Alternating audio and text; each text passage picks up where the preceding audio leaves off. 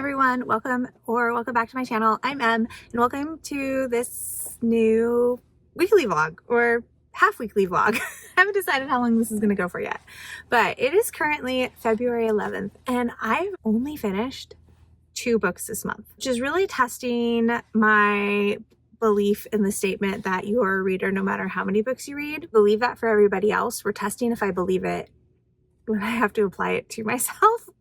I don't know if I believe it for me. I'm starting a vlog so that maybe I can kind of get my focus under control and be motivated to read instead of doing other things.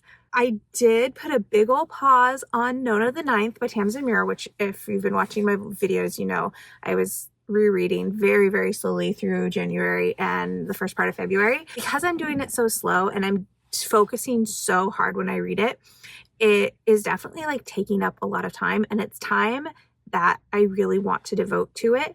But I am finding myself, I started to feel like it was an obligation, and that is not what I want. So I've just paused it because Storygraph has that awesome paused feature now. So we're paused. I'll come back to it about halfway through. I'll come back and I'll finish it. But the podcast that I've been listening to in conjunction with rereading it hasn't even finished their Nona season yet. So I'm not in a rush. So I'm just gonna pause. I'll come back to it later. And I have a lot of really big books on my TBR for February, and I have not started a single one of them. That's what we're going to do in this video, is chip away at my TBR. I am about to go into work. I teach 3 classes this morning, and then I'll have a couple hours this afternoon. I technically should work out, but maybe I should also go home and read.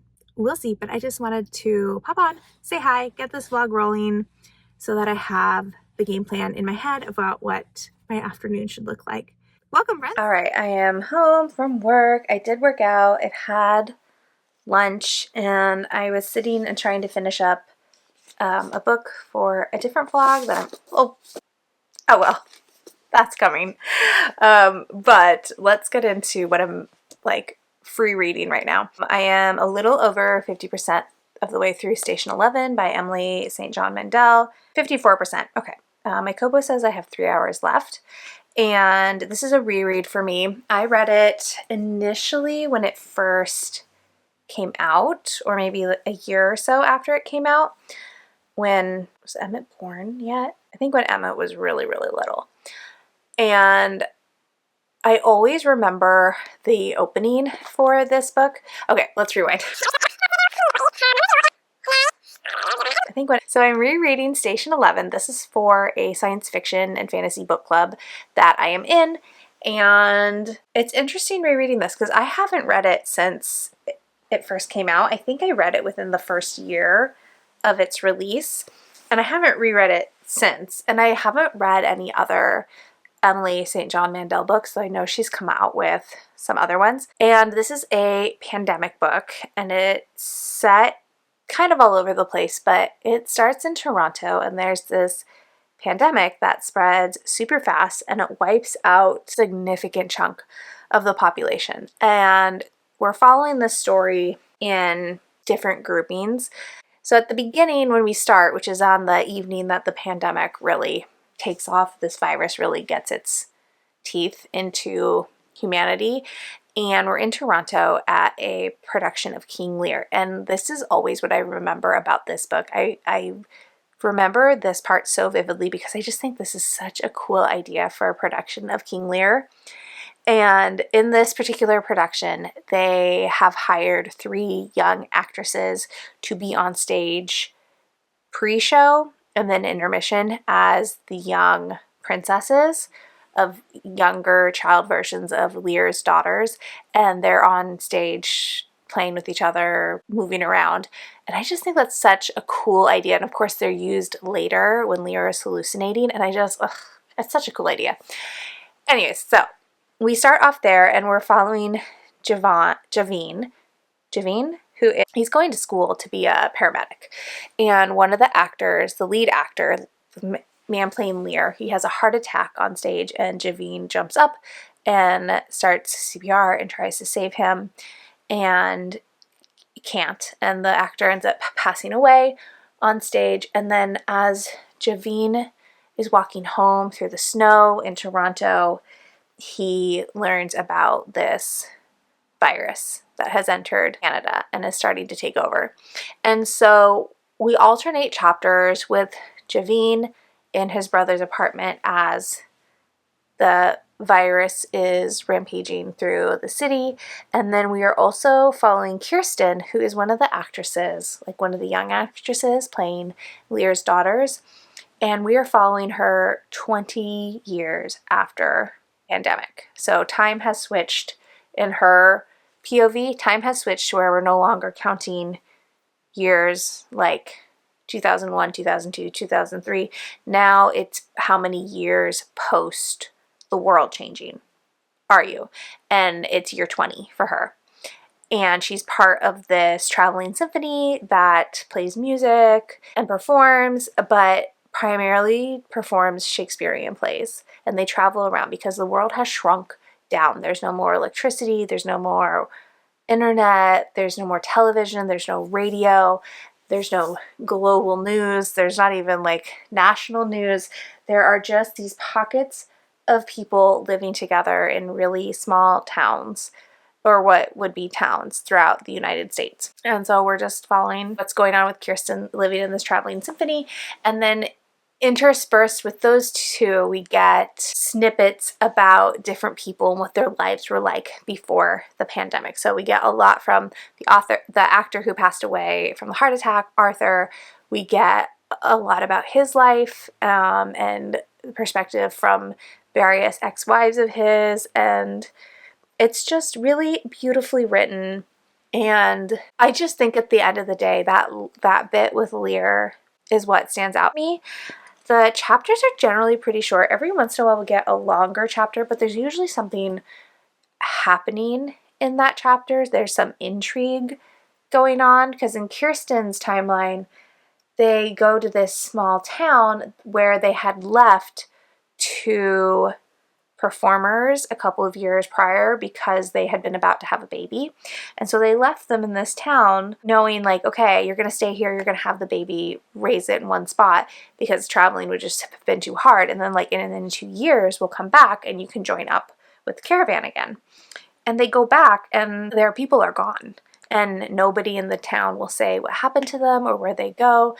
They find graveyard markers for them in the cemetery, but there's no grave, like there's no body buried by the marker, and just everyone in the town behaves really strangely, and it's just like red flags all over the place. So there's a lot of intrigue and mystery in Kirsten's storyline with what's happening, and so it's usually Kirsten's end up being a little bit longer. But like I said, there's stuff going on, so it's super interesting. So I would really like, oh no, I fiddled with my pop socket too much and pulled it off. It's okay, I keep doing this, I fix it. Really good. I'm liking my reread a lot. I would like to finish this today or tomorrow, if at all possible. I don't have an audiobook, which means I'm reading slower, but I've been in a weird audiobook space this month. Like not always, I'm not choosing them. Even when I have access to them, I'm not choosing audiobooks and choosing podcasts instead, which is fine. I really love all the podcasts that I'm subscribed to and I want to listen to them. But I also want to listen to audiobooks too, and I just don't know how to prioritize, or which one even that I want to prioritize. In addition to Station 11, if you saw my February TBR, then you know I have a lot of chunky books on my TBR for this month. And I haven't really read, I've read like 2 of them, and I have a lot more to go. So I haven't started North and South yet, which is what I need to read for my year of Butler and Gaskell, and so I should start that. I also haven't started The 100 Years' War on Palestine, which is also kind of a chunky nonfiction book, and I know that one is going to be a little bit denser, and so I want to give myself time with that. I have not started Valor by John Gwen, which I'm reading for Backlist Book Club. Is that what it's called? It's Becca in the books. It's her catch-up book club. And so I need to read that. That actually just arrived at the library, so we are going to go pick that up this afternoon. There's just so much that I want to read, and I don't have enough time. So I'm a little stressed out. I feel like I assigned myself too much but I just got so excited and I want to read all the things, but I need to feel like I'm making some progress because right now I feel pretty defeated about my lack of progress. So I have about an hour before the youngest needs to be picked up from school, and then we're going to go to the library. So I think for now I'm just going to settle in and I'm going to keep reading Station 11, and we'll see how far I can get in, oh, now it's 125, in 40 minutes. So I'm going to start on chapter 33 and I'll touch back in and we'll see how far I get.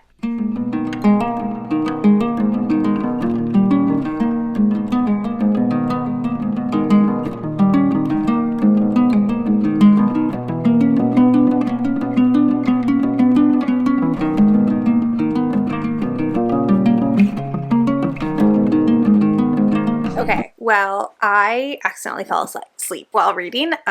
Luckily, I had a Pomodoro timer on and that timer went off and that woke me up and it was time to go pick up my youngest from school. Not how I meant that to go at all. So I didn't quite finish chapter 40 of Station 11 because I fell asleep. Whoops.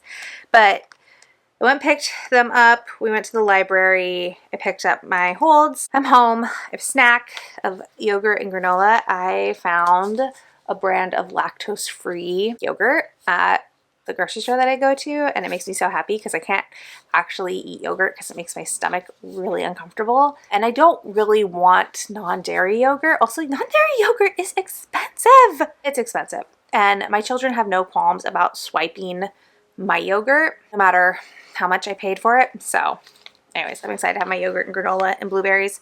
My tea is steeping. Let's figure out what I'm starting next because I don't have a physical book and I kind of want one. So this is kind of all the choices. It's a lot. And my impulse is to start, I mean, I feel like I have to start Valor at least because this is a lot. How many pages is this? John Gwen. 647. I at least have to start it. I also feel like I should start 100 Years War on Palestine. But like if I start those two, there's no way I'm finishing a book in this vlog. And I do want to finish books. Like that's the whole point of this vlog, is to get some momentum going. So I will for sure start this. I won't start 100 Years War yet because that's on my Kobo and I'm already reading Station 11 on my Kobo, and I'm not good about juggling 2 ebooks at once. So I'll definitely start this. Also, the chapters for Malice were short, so I'm assuming the chapters on Valor are going to be short. And then we're kind of in the same situation again because I also need to start North and South. But again, I'm not finishing this book this week, and I just don't want to be reading super chunky books in this vlog. This is also a reread, but start it because we're almost halfway through the month. We are halfway through the month because it's only 28 days. I don't want to read We Are Satellites because I think this is going to be sad and stressful and I'm not really in the mood for it. My impulse is to start the Grimoire Grammar School Parent-Teacher Association. Caitlin Rozakis wrote Dreadful, which came out last summer, and I really liked it. I had such a fun time with that. So I'm leading towards this one, but The Legend of I know how to say this word. Menica? There we go. This could be fun too. I think this is supposed to be like a retelling of romance that's in Hindu mythology.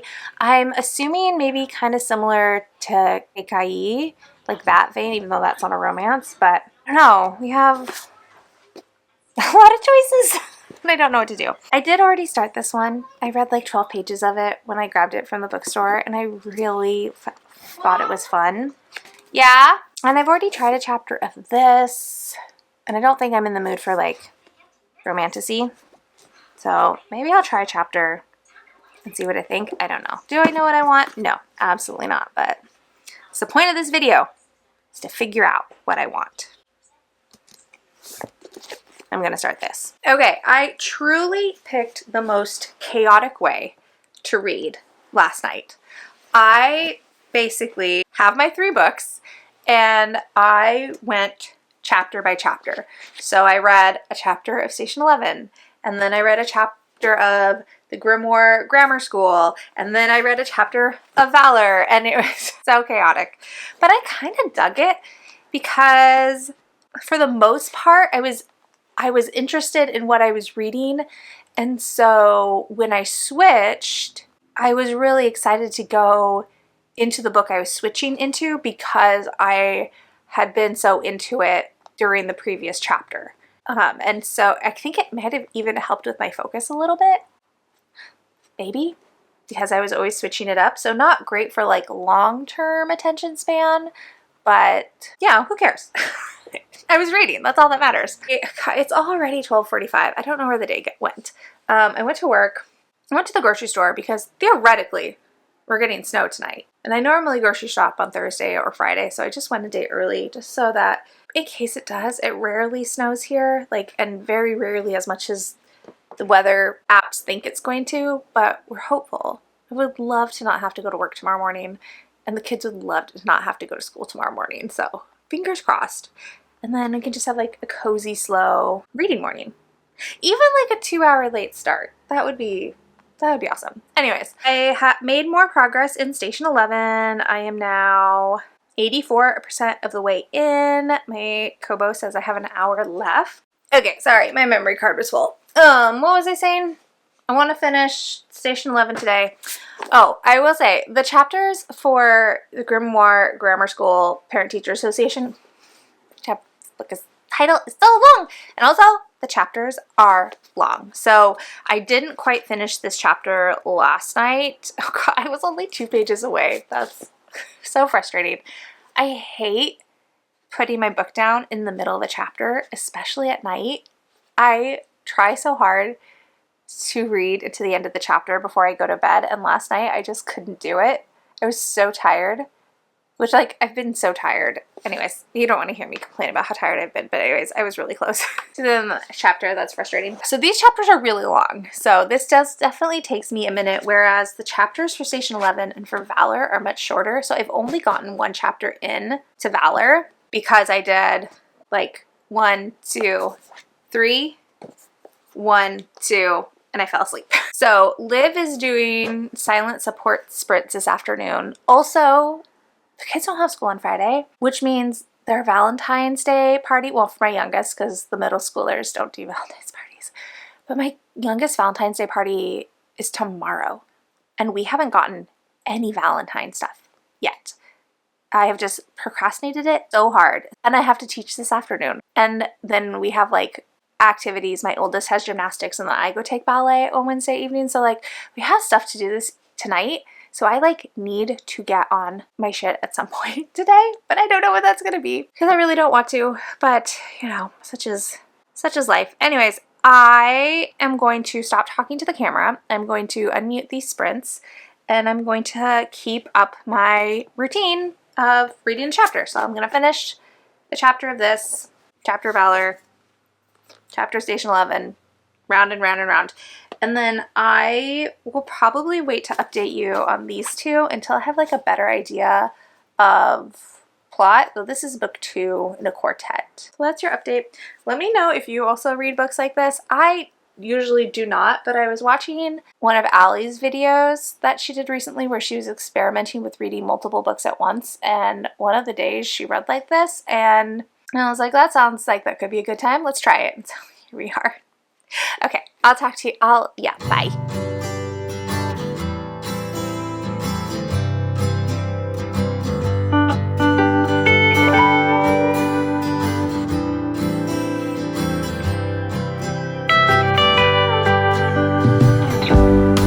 I just was talking to y'all for like 5 minutes and then realized I never pressed record. So hi, we have a snow day. And I usually hate the snow. And not just like a little bit hate, but hate, double hate, loathe entirely kind of hate. But you know, this time around, my Thursday morning classes really stress me out, and I dread it all week. And I'm just looking forward to March because, you know, every month there's a little bit of turnover, and we get maybe some new, maybe not fully new kids, but we get like a different mix of kids in classes, a different mix of personalities.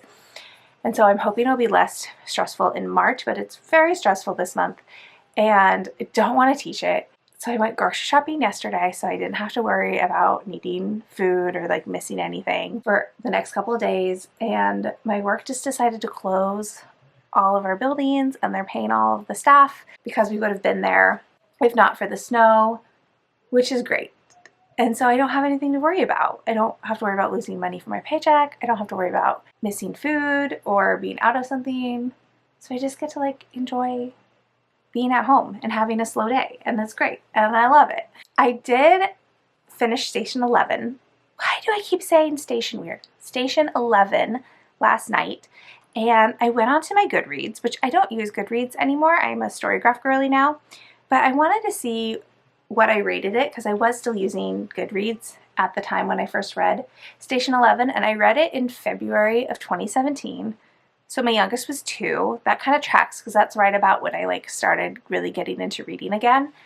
And I gave it 3 stars. And I would love to like rewind time and talk to 2017 Emily and see what she thought of the book and like why it was only 3 stars. I'm giving it 4 stars now because I do really like Emily's St. John Mandel's writing, and I really love the way she structures the story where you're really, I think it helps with the momentum so much that we're really switching back and forth between timelines and perspectives and getting to dive in deeper with certain characters. I'm not always interested in the characters that she chose to focus more heavily on. I think that King Lear production idea, which I read the acknowledgments, and she said that was from a production of King Lear that she saw in New York, where he used young actresses to be the ghosts of Lear's daughters, which I would love to see that production. That'd be so cool. I do think it ends kind of abruptly. Like, if I'd been reading, I was only reading it with my eyeballs because I couldn't get a hold of the audiobook. So I was reading it on my e-reader and it ended, and if I'd been listening to it on audio, I would have rewound to be like, wait, I missed something. How is that the end? So I do feel like the ending's kind of abrupt, but overall, I just really like it on the reread. And it's interesting that I'm giving it a higher rating than I did the first time around, because I feel like usually I do the opposite. And then this morning, I caved and I reactivated my Libro FM account, and I got the audiobook for Valor because there's just no way I can get through this chunker with just my eyeballs. I needed that audiobook. And then I listened to a couple of chapters this morning while I swept and mopped the dining room and the kitchen and started laundry, and just I like the house to be clean so that I can be lazy. So let me know if you're like that too. I definitely feel like I have permission to relax if the house is tidier. Not fully tidy.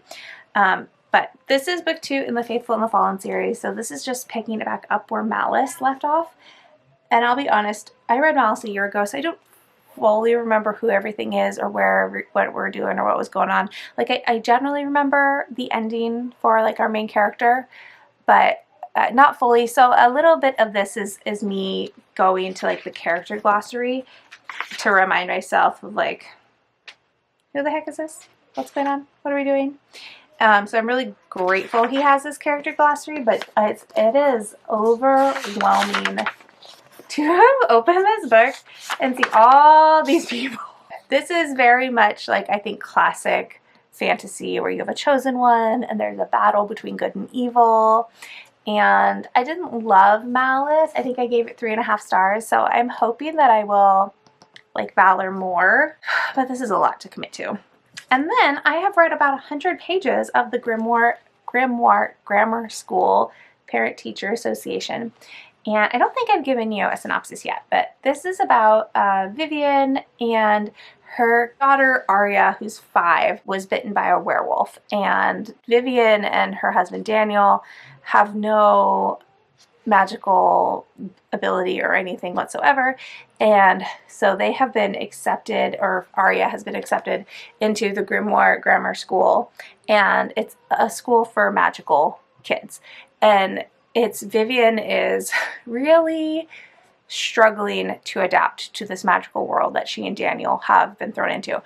And generally I do not like books where motherhood is a big plot, and so are a big part of the plot. But I really liked Dreadful by Caitlin Rezakis, and I'm kind of hoping that I will like this. Vivian, I'm struggling to connect with that character at the moment because she is definitely the main character, because she has so much guilt and shame and pressure that she's putting on herself to make this switch successful for them and successful for Arya. And it's very much the feelings that like toxic positivity motherhood puts on others, and I feel like I've done a lot of work to like get over that. So reading from Vivian's point of view is sometimes frustrating, but I'm hoping that I'll get into it, because I think Caitlin Rezakis is really good at making serious things funny. And I remember Dreadful started off kind of stressful because the main character, like in Dreadful, wakes up with amnesia and has no idea who he is. And he's in a pretty dire situation as well in that book and has to kind of like muddle his way through it. The little blurb like at the top, I'll read you that because I think that's a pretty good way to describe this book. And like as I get more into it, I'll have more to say about it. But it says, 2 parents and their recently bitten werewolf daughter try to fit into a privileged New England society of magic aristocracy, but deadly terrors await them: ancient prophecies, remorseless magical trials, hidden conspiracies, and the PTA bake sale. And then it says, Big Little Lies goes to magic school. I don't know about that, but cozy fantasy perfect for fans of T. Kingfisher, Olivia Atwater, and Heather Fawcett. And even though these chapters are really long, it's really entertaining, and I might have come around on long chapters in like the last 12 hours, because yes, shorter chapters I like because I feel like I make progress faster, but with a long chapter, I'm 106 pages and I've only read 5 chapters. And 106 pages is that is also a feeling of accomplishment. So I'm digging that.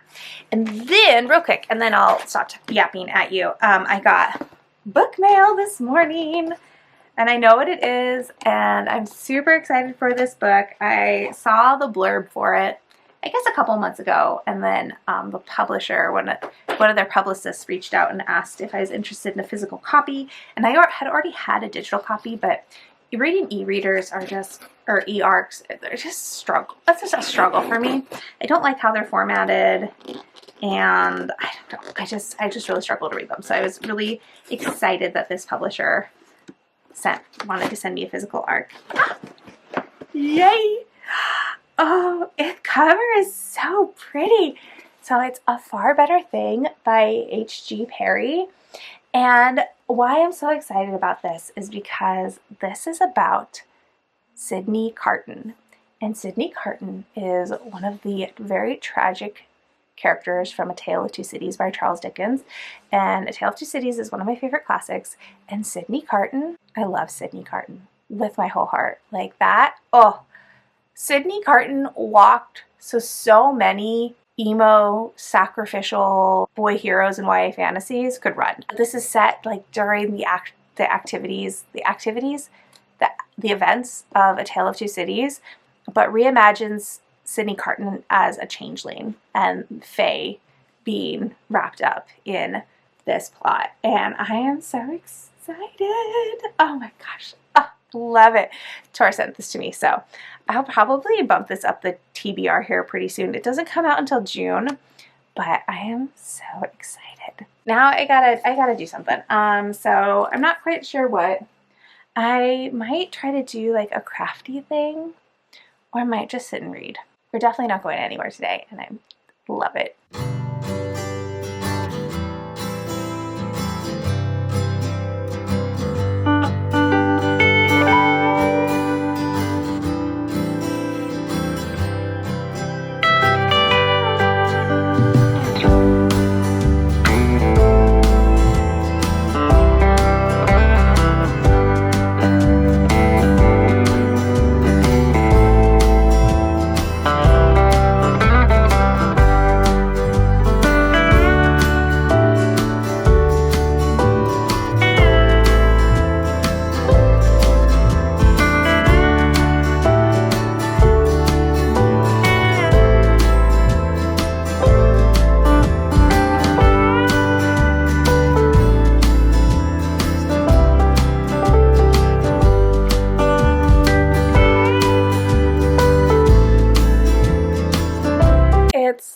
later. I took a reading break to watch a movie with the kids. We watched The Black Cauldron, which is always good. And we've just finished dinner, and I am doing my post-dinner lie down, which is my ritual pretty much every night. You don't have any new snow yet. We're supposed to get more, but we'll see. Anyways, I'm gonna lay down. So my toxic trait is every time... Do I have salad in my teeth? Please. No, we're all good. No lettuce in my teeth. So my toxic bookish trait is that every time I see somebody talk about Murderbot on YouTube, I want to read Murderbot. And I watched a vlog where someone read book 4 today, and now I want to reread Murderbot. I shouldn't. I really shouldn't. Maybe. Maybe I'll just read the first page and then see how I feel. I think I'm done with Valor for today. I can't really give more of an update. I'm liking it fine. Yeah, I'm liking it fine. I don't have any like deep thoughts. I'm not hating it, but I'm not like obsessed with it either. So I think I'm going to devote the rest of my night to continuing this one because even though the chapters are long, it is kind of a quick read.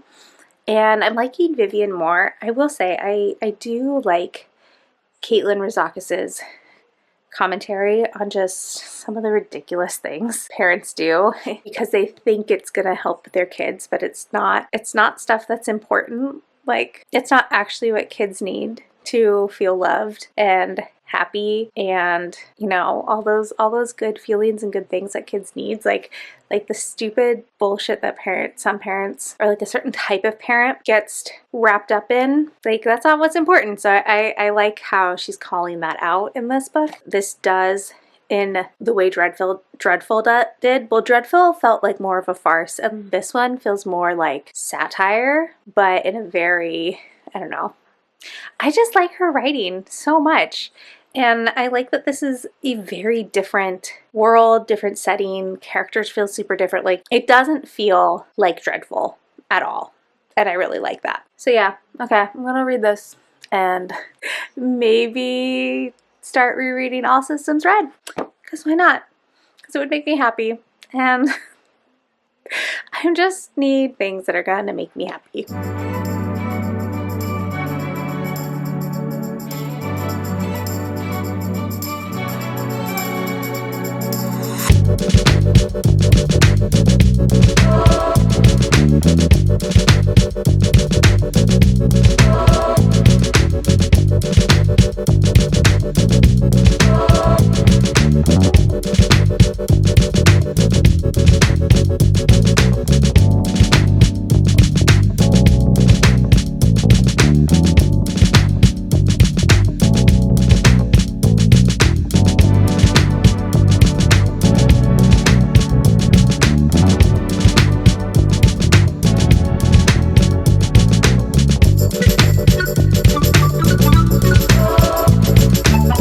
Hello friends! Happy Valentine's Day, though it's almost 7 o'clock, so it's the end of Valentine's Day.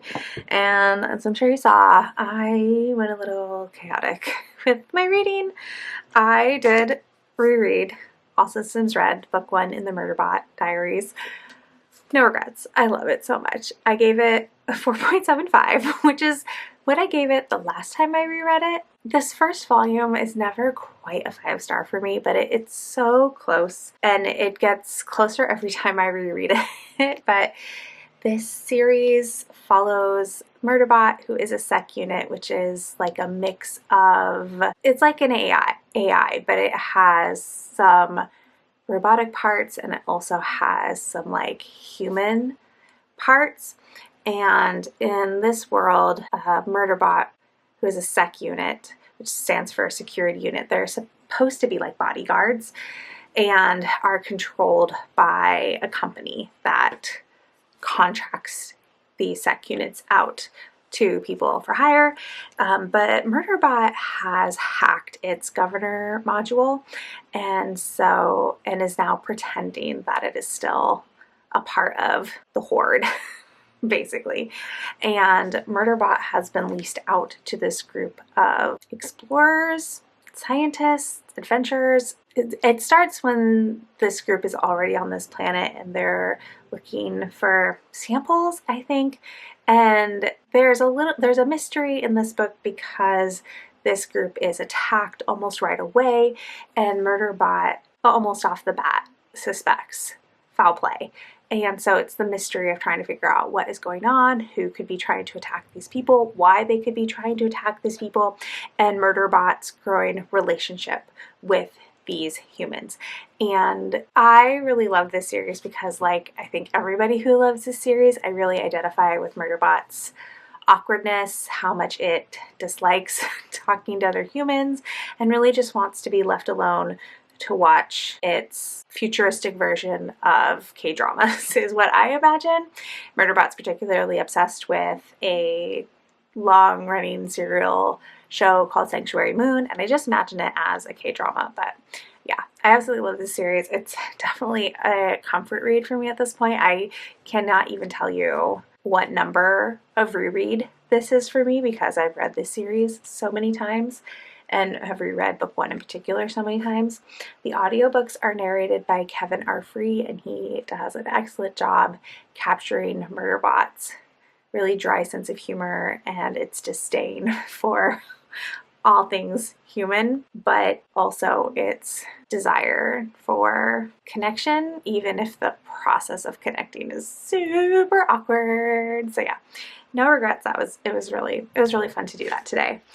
And then I decided to start Assistant to the Villain, which I've kind of been side-eyeing since it came out. It's gotten really mixed reviews, but what finally made me check it out from my library is that my husband sent me a reel that the author made talking about things in her head that she has decided are canon for her book. And so it's things that aren't included in the text, but she has just decided what is motivation or has been going on in the background.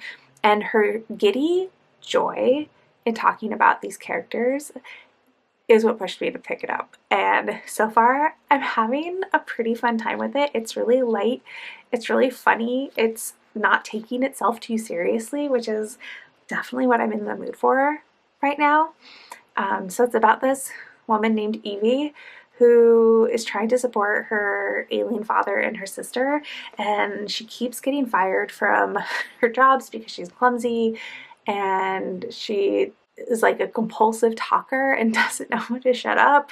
I do know what that's like. And she just says the first thing that pops into her mouth, and sometimes that's not what she should say. And she ends up becoming the personal assistant to the capital T, capital V, the villain of her kingdom. It is fun so far. I'm not very far in, but I'm having a good time. Eventually I think they're going to fall in love because it is a fantasy romance, I think. Or romantasy. And then I'm still making progress on the Grimoire Grammar School. However, I'm not having the fun time with this that I really wanted to. I'm like this far in, and I'm kind of slowly remembering that I don't love satire. I often, the humor of satire just misses me, and instead I'm really stressed out by everything that's happening, and it's making me really sad.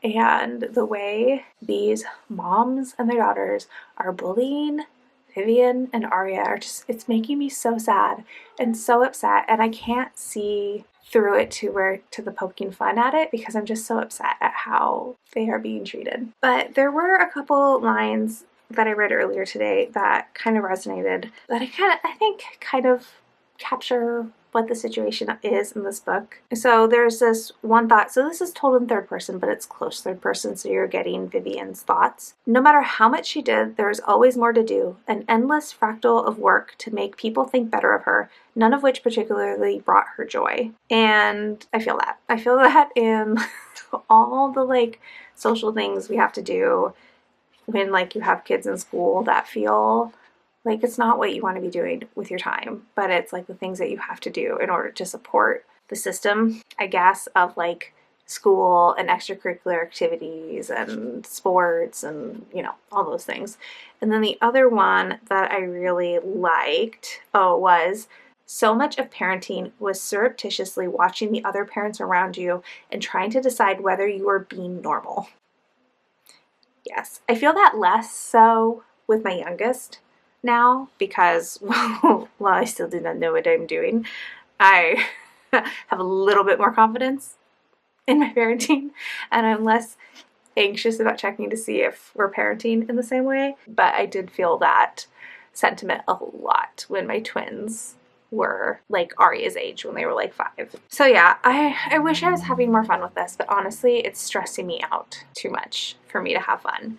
So I'm hoping we get to a point where Vivian can like kick these snobby moms' butts because they're pissing me off, and I really just want her to tell them to fuck off. I hope she will. And I want Arya to get better friends, and if you have a strong sense of injustice, I don't know that I would recommend this. And again, I need to remember that satire very rarely hits the way I think it's intended to for me. But yeah, so that is your Valentine's Day update. We didn't do any, well, I got my kids like some stuff, but my husband and I don't celebrate Valentine's Day. So it's just been kind of like a chill day. I went to the gym. I forgot it's been a little cranky today, so hopefully tomorrow is better, and I'm hopeful that I will be able to finish this tomorrow and give you my final review before closing out this vlog.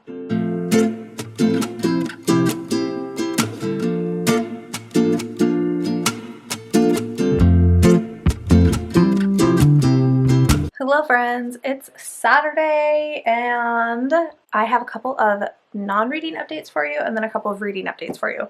First of all, I never showed you how far I got on the cross stitch kit the other day.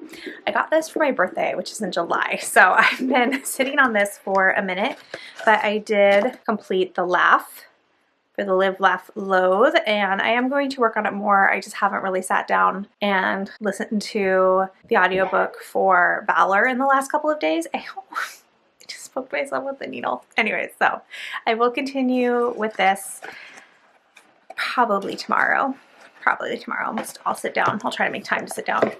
And also, I have mentioned it off and on a little bit, but in December I started a beginning running program, training to do a 5K just because I wanted to, like not for any reason. I didn't have a race planned. I just wanted to see. I've always told myself that I'm not a runner and that I hate running, and in the past, like, I have hated running, and running is something that is hard for me.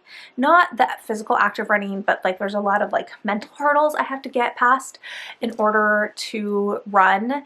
And I have a knee that likes to get cranky when I use it too much, and I have an ankle that has been sprained a number of times, so that gets cranky too. So I wanted to see if I could train in a way where I could safely run without injuring myself or it being absolute torture. And the end of the training program was today, so I did run a 5K on the treadmill at the gym in like 36 minutes, which is great, and it wasn't that bad.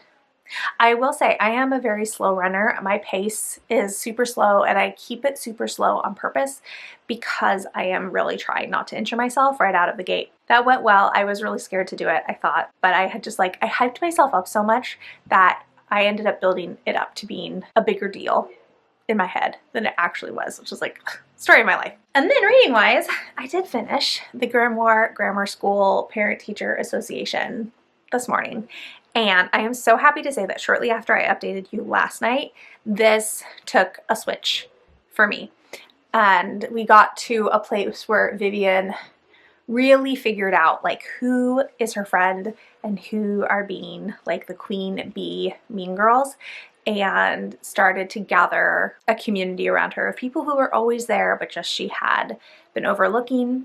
And I really, like from that point on, I had so much fun because it reminded me so much of what I really loved about Dreadful. And yeah, the last half part of it, I liked so much. And to be fair, I liked this book. I just was so stressed out by it. And I don't like to be stressed out when I read. At least when I read fiction. I don't want to be stressed out. Not like that. And I was just so anxious and worried about Vivian. And I just don't like it when authors put me in that place. So I think I'm going to give it a 4.25. That seems right because I did like the writing. I liked all the characters. Satire is just not always my jam, but I think I really liked like Caitlin Rozakis's gentle roasting of certain silly things that parents get sucked into doing either intentionally or unintentionally. So yeah, a big fan of this. I don't know. I know it said cozy fantasy, perfect for fans of T. Kingfisher, Olivia Atwater, and Heather Fawcett. I don't know if this counts as cozy fantasy. I think this is too stressful to be cozy fantasy, but I had a good time. I do definitely recommend this author if you haven't picked up Dreadful yet. I highly recommend it, especially if you like farcical, silly, goofy time. Definitely check this out. And then I am not going to finish it in this video, but I do want to tell you, in case anybody is wondering, that I am 33% into an Assistant to the Villain, and I'm still having a good time. I'm having a good time. I can see why this would not be a good book for some readers, and like why some people would not like it, but I am having such a fun time.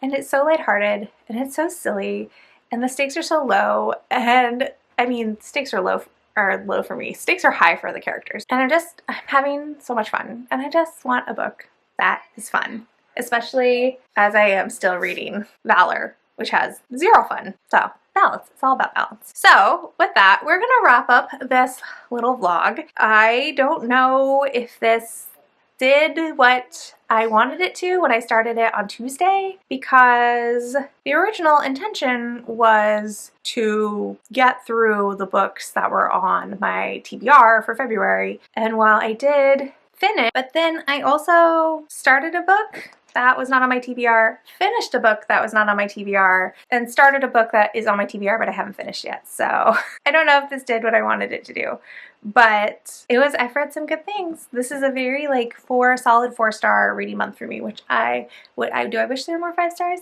Yes. That aren't rereads, but I don't know how to finish that thought. Anyways, but it's a very solid 4-star reading month for me so far. So we'll see how that like shakes out as we get through the rest of the month. But thank you so much for watching in this little vlog and for spending your precious time with me. If you would like to leave me an emoji to let me know that you made it to the end of this video, let's do a heart emoji for Valentine's Day. And like if you liked it, subscribe if you want to, and I'll talk to y'all in the next one. Bye!